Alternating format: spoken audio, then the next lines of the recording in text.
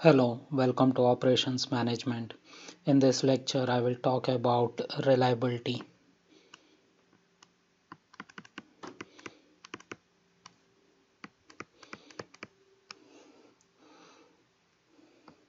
Reliability is the ability of a product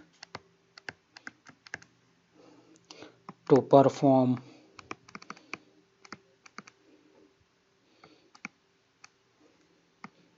as intended.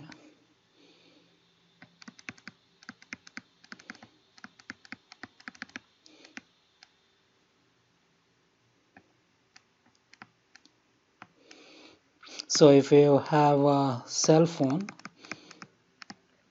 the reliability of a cell phone will be measured by your ability to call. So mostly reliability is measured in terms of probabilities. So as you might know, the probability would lie between 0 and 1, and one of the properties of probability is sum of all probabilities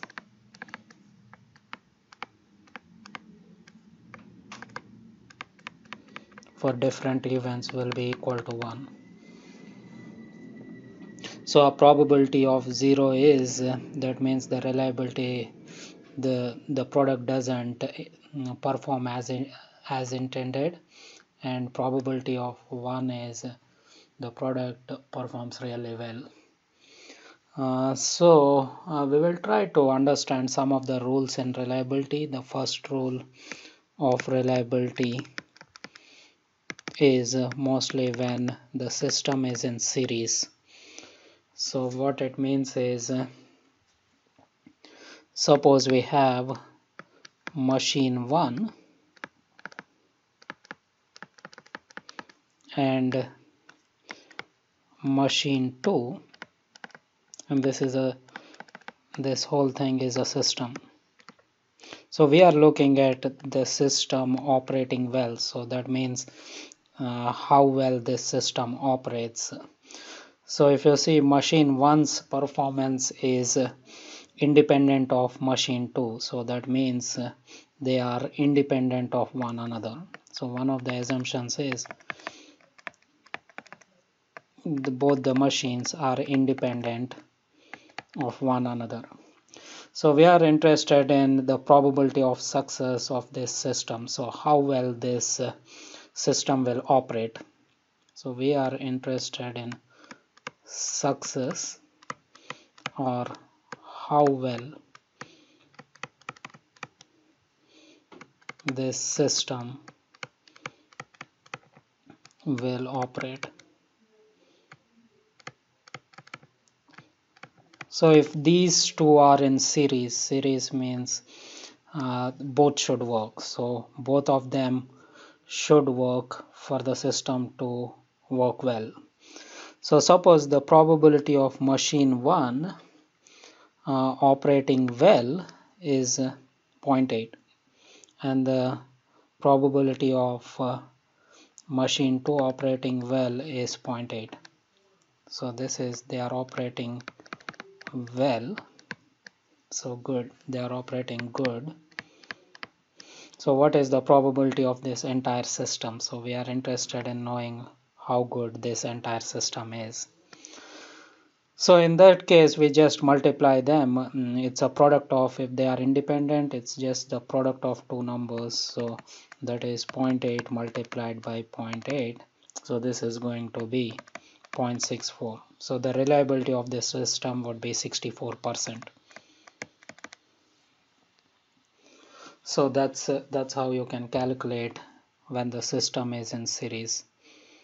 So I will take another example. If I have machine 1, now I will write machine 1 as M1, and then machine 2, and then machine 3, and then I am interested in the probability of success of this entire system.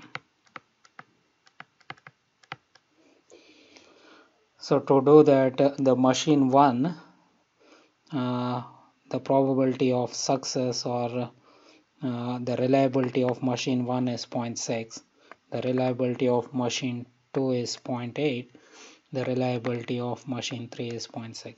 So when I say the reliability of machine is 0.6, that means it operates well 60% of the time. 60% of the time it's good, it operates well, and 40% of the time it has some kind of breakdown or it needs maintenance. Similarly here 60% of the time this machine operates well. Again here 60% of the time the machine operates well. So the probability of the success of the entire system, how reliable this entire system is, would be given by, so I'll just write reliability of the system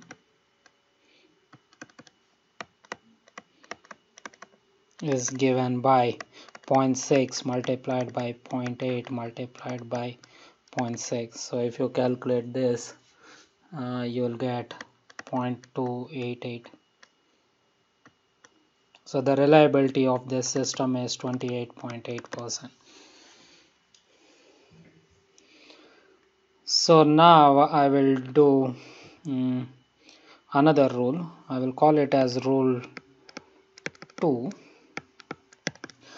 So if I have two systems in parallel, so this is machine 1 and machine 2, when they are in parallel, so this is rule of the parallel. So if a system is in parallel, the idea is one of the machines become backup for the other. So if I have some products going through machine 2, machine 1 becomes backup. So if I say the probability of machine 2 is 0.9 and the probability of success for machine 1 is 0.8, so these are success or they operate good.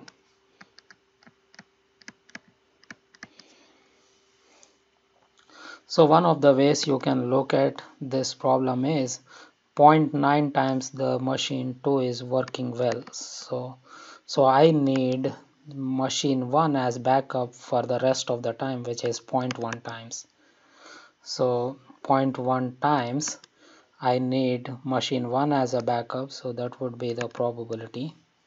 So that is 0.9 plus 0.08, that gives me 0.98. So that means the reliability of the system is 98%.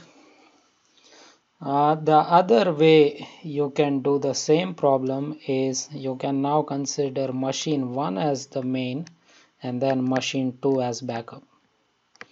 So I will try to draw this again. So I have machine 1 as the main one and machine 2 serves as my backup. Maybe I don't have to put arrow, backup. So this is 0.9 and this is 0.8. So now if you see 0.8 times machine 1 is working well and the 0.2 times it's not working well, so the 0.2 times I would need machine 2, so I would do that way. This is also going to give me 0.98. So you can consider any one of them as backup, it's not necessary. There is a certain way you have to take. So the more simplified way to solve these kind of problems is to use rule 3. So rule 3, suppose I have machine 1 whose probability of success is 0.8 and machine 2 whose probability of success is 0.9.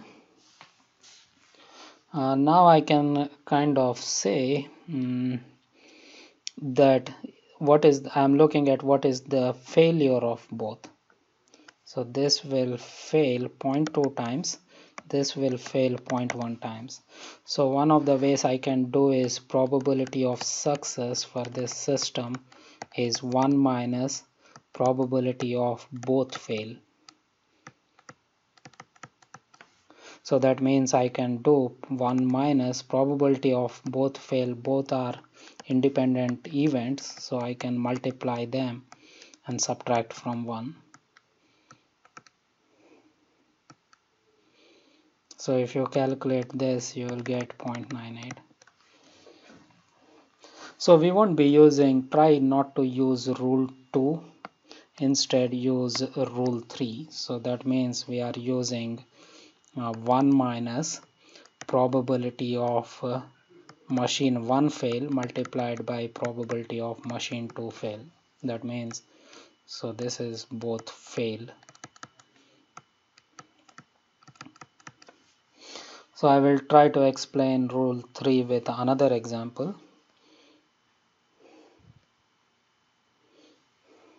So here I have machine 1 parallel to machine 2 and then machine 3. So the probability of success of machine 1 is, so these are probability of success, so that means they operate good.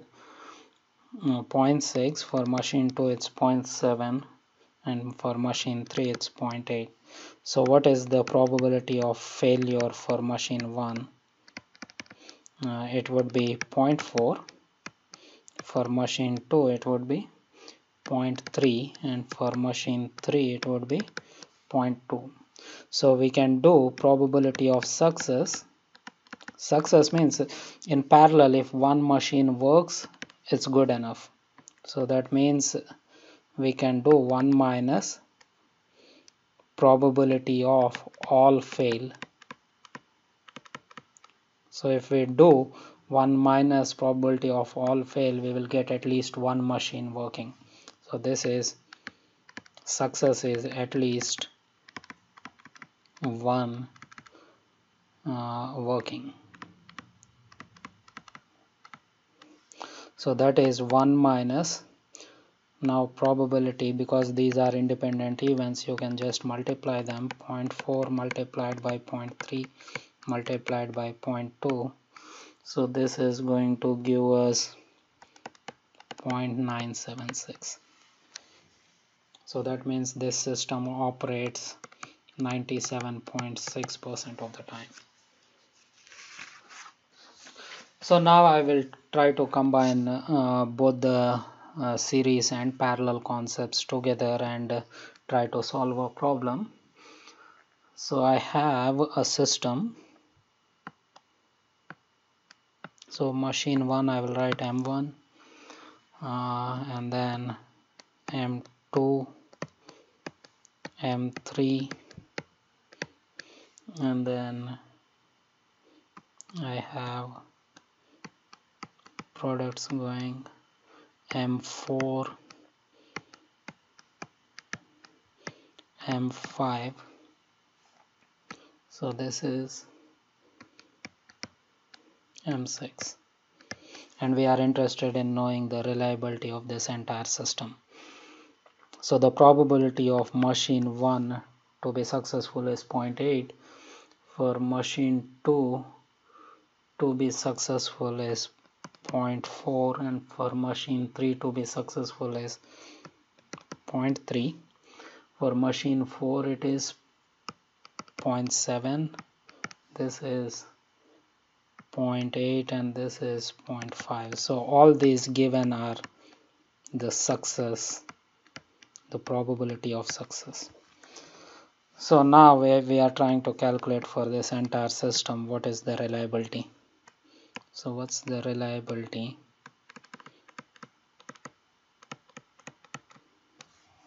So firstly we will try to take this and use, this is parallel, so we will use our rule 3, which is 1 minus probability of all fail. So the probability of all fail means I need to look at the probability of this one failing. So that is 0.2 chance. The chance of the probability of this failing is 0.6. The probability of this failing is 0.7. So we do 1 minus, because these events are independent of one another, you can multiply them. 0.2 multiplied by 0.6 multiplied by 0.7. If you calculate this, you'll get 0.916. So again, this is a parallel for the next. So here again I can use the same this formula, 1 minus probability of all failing. So the probability of this failing is 0.3, the probability of this failing is 0.2. So I will do for this event 1 minus both events failing is 0.3 multiplied by 0.2, because they are independent of one another. So this will give you 0.94. So now if you see, the same events we have converted into series. So the first, this one 0.916, all these three together is yielding us 0.916. And then for the second one, all these we are getting 0.94, and then the final one is 0.5. Because these are in series, we just, and they are independent of one another, we just multiply them to get the reliability of the system. That is 0.1916 multiplied by 0.94 multiplied by 0.95. This is going to give us 0.43052. So the reliability of this system is 43.052%. That means this whole system will operate only 43% of the time. This concludes my lecture on reliability. Thank you.